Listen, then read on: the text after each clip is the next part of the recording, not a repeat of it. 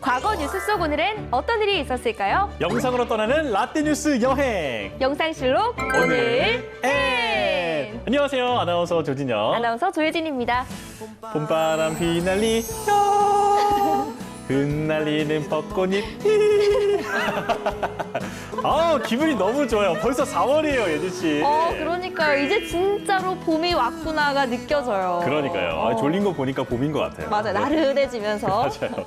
자, 나들이 떠나고 싶은 그 설레는 시기죠. 이 예진 씨는 과거 이맘때쯤에 어떻게 보내셨나요?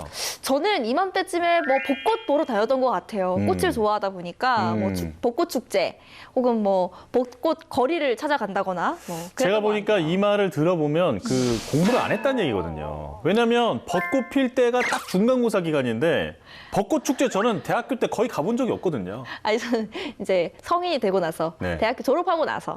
아, 그렇구나. 네, 그때. 자, 그럼 벚꽃이 휘날리는 4월의 과거엔 또 어떤 일들이 있었는지 함께 떠나보실까요?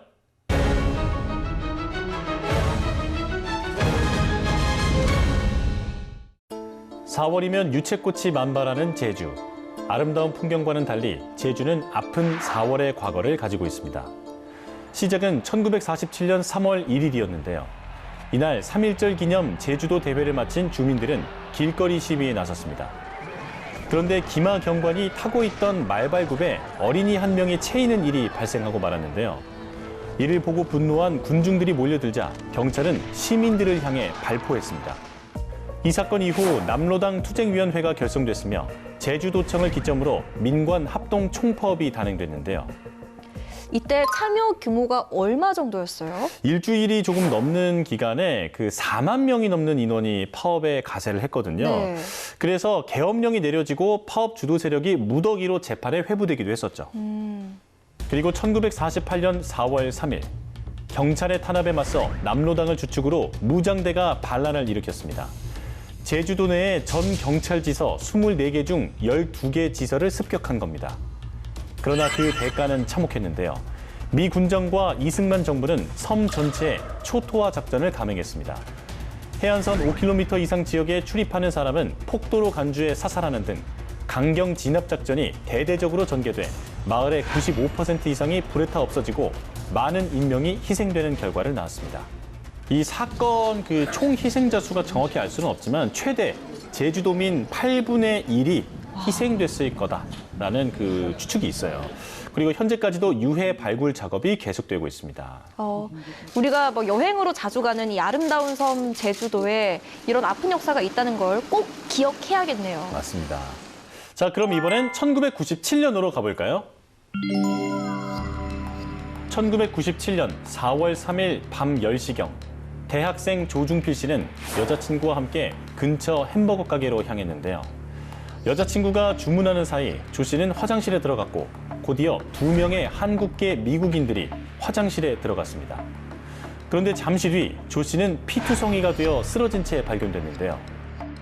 신고를 받고 경찰과 119 구급대원들이 사건 현장에 도착했지만 이미 9군데가 흉기로 찔린 조 씨는 구급대원이 오기도 전에 그 자리에서 과다출혈로 사망하고 말았습니다. 이 사건은 이태원 살인 사건이라는 이름이 붙을 정도로 유명했죠. 근데 범행 이유도 딱히 없었죠. 그렇죠. 자, 당시 그 갱단이었던 그 두 사람이 이제 저지른 범죄였죠. 당시 검찰은 현장에서 목격된 용의자 중 한 사람이자 패터슨의 친구였던 에드워드 리를 살인 혐의로 기소했습니다. 에드워드 리는 1, 2심에서 무기징역과 징역 20년을 선고받았지만 대법원에서 무죄 확정 판결을 받고 풀려나게 되는데요. 그 사이 진범인 패터슨은 검찰이 제때 출국정지 기간을 연장하지 않은 틈을 타 1999년 8월 미국으로 도주하고 말았습니다.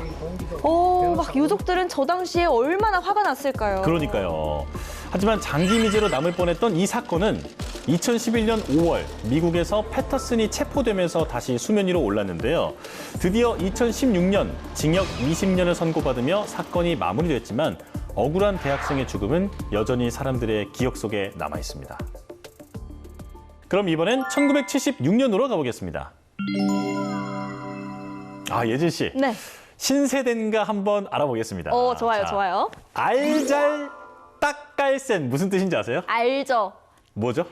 알아서 잘 딱 깔끔하고 센스 있게. 오, 아직까지 어려워요. 여기까지는 통과. 네. 자, 그렇다면 홀리몰리 과카몰리 이건 무슨 뜻인지 아세요? 홀리몰리 과카몰리. 네. 처음에 저도 이거 뭐지 새로 나온 과일 이름인가 했는데 이게 요즘에 놀랍다는 뜻을 말할 때 이걸 쓴다고 하더라고요. 그렇죠. 네. 아, 역시 MZ세대답게 잘 아시는데 그런데 이런 신조어 사용이나 외국어를 섞어 쓰는 유행이 그 최근의 일은 아니라 예전부터 있었다고 합니다. 예전부터요? 우리말의 순수성을 되찾자는 취지 아래 국어 순화와 국산품 애용 추진 운동이 전국적으로 벌어지고 있습니다. 1976년 4월 3일 문교부에서 국어교육 순화 방안을 각급 학교에 시달했습니다. 함부로 외국어 쓰지 않기 등 바르고 고운 우리말 쓰기에 중점을 둔 방안이었는데요. 주체성 있는 문화의 바탕 아래 세계에서 가장 뛰어난 국어를 갖고 있는 우리가 언제부터 외국어를 좋아하고 남용하게 됐는지 모르겠습니다. 여기는 분명 한국인데도 어쩌면은 미국인지 불란서인지 착각할 지경입니다.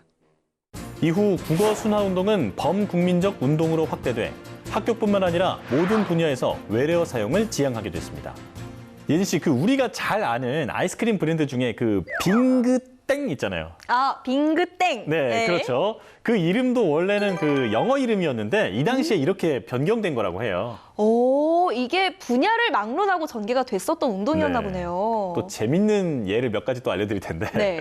그 당시에 방송국마다 그 바니걸즈를 토끼 소녀, 토끼 소녀들, 토끼 아가씨들로 다르게 직역해서 부를 만큼 혼선이 컸고요. 아, 느낌이 좀 다르긴 하다. 그러니까요. 바니걸즈를 토끼 소녀라고 하니까 확 귀여워진 느낌인데요. 약간 좀 이상하죠. 네. 그리고 이제 개명을 거부했던 가수 패티 김 씨도 결국은 김혜자로 바꿨고 오. 그 남성 듀오 어니언스가 양파들로 바뀌어서 이제 이름이 불렸는데 뭐 지금으로 보면 네. 레드벨벳이 한 뭐 빨간 뭐 윤간 정도? 느낌이 확 달라지긴 하네요, 진짜로. 그러니까요. 네. 국어 순화 운동은 이후로도 오랫동안 지속되어 왔는데요. 1987년에는 외래어가 쓰여진 티셔츠 대신 한글 티셔츠를 입자는 운동이 일기도 했습니다. 근데 가끔 외국인들이 한글로 웃기거나 이상한 말들이 적힌 옷을 입고 다닐 때가 있잖아요. 맞아요. 그러고 보면 또 되게 생소하더라고요. 이게 그 해외 탑스타가 이제 우리나라에 와서 뭔가 무슨 드레스를 입었는데 여기에 이제 막 농협 써 있고 그러니까. 네, 이런 경우 있었죠. 우리도 맞아요. 그 영어로 쓰여 있는 거, 불어로 쓰여 있는 거 입을 때 잘 봐야 돼요. 맞아요. 네, 얼간이 이렇게 적힐 수도 있어요. 자, 그리고 1974년 4월 3일에는 이제는 거의 모두가 가지고 있는 이것이 나왔는데요. 이건가요? 맞습니다. 네. 바로 휴대전화죠. 이게 약 50여 년 전에 미국 뉴욕 거리에서 세계 최초로 휴대폰을 이용해서 전화를 걸었는데요. 요즘에는 뭐 접기도 하고 뭐 말기도 하고. 맞아요. 네, 하지만 당시에는 그 크기가 어마어마했다고 합니다.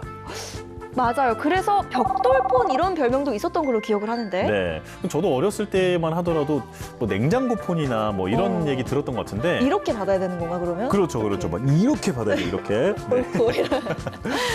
자, 뭐 그때는 훨씬 더 컸겠죠. 네. 자, 그런데 1970년대에 최초의 통화를 성공시키긴 했지만 제품화는 10년 정도 더 걸렸다고 해요.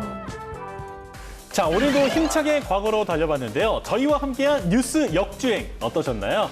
영상실록으로 만나본 오늘의 뉴스. 그럼 다음 시간 더 알찬 이야기로 만나요.